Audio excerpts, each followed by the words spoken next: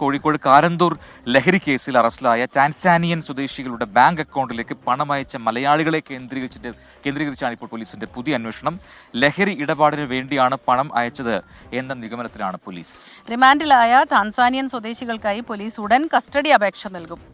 രാഹുൽ സുരേഷ് ചേരുന്നുണ്ട് കോഴിക്കോട് നിന്ന് വിവരങ്ങളുമായി.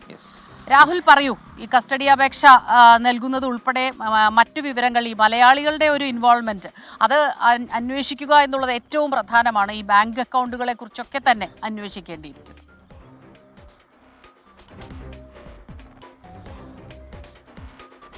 Prajin, Smitha, very good morning. ഈ കാരന്തൂർ MDMA കേസിലെ മലയാളി ബന്ധം പുറത്തു കൊണ്ടുവരികയാണ് ഏറ്റവും പ്രധാനപ്പെട്ട ലക്ഷ്യം. ഒന്നാം പ്രതിയായിട്ടുള്ള ഡേവിഡ് എൻഡമിയുടെയും രണ്ടാം പ്രതിയായിട്ടുള്ള അറ്റ്ക ഹനുണയുടെയും അക്കൗണ്ടുകൾ കേന്ദ്രീകരിച്ചാണ് ഇപ്പോൾ അന്വേഷണം പുരോഗമിച്ചുകൊണ്ടിരിക്കുന്നത്. ഇവരെ രണ്ടുപേരുടെയും ബാങ്ക് അക്കൗണ്ടുകളിലേക്ക് മലയാളികളിൽ നിന്നും പണം എത്തിയിട്ടുണ്ടെന്ന് പോലീസ് കണ്ടെത്തിയിട്ടുണ്ട്.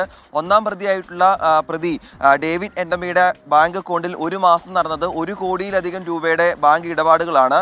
രണ്ടാം പ്രതിയായിട്ടുള്ള അറ്റ്ക ഹനുണയുടെ അക്കൗണ്ടിൽ ഒരു മാസം നടന്നത് 30 ലക്ഷത്തിലധികം രൂപയുടെ ഇടപാടുകളാണ്. അതിൽ കൂടുതലും മലയാളികളാണ് പണം അയച്ചിട്ടുള്ളതെന്നാണ് പോലീസിന്റെ കണ്ടെത്തൽ. ലഹരി കൈമാറിയതിലുള്ള പണമാണ് ഇവരുടെ അക്കൗണ്ടിലേക്ക് വന്നതെന്ന് പോലീസിന് ഒരു സംശയമുണ്ട്. അതുകൊണ്ട് ആരൊക്കെ പണം അയച്ചോ അവരെ എല്ലാം പോലീസ് കസ്റ്റഡിയിലെടുത്ത് ചോദ്യം ചെയ്യാനാണ് നിലവിൽ തീരുമാനം.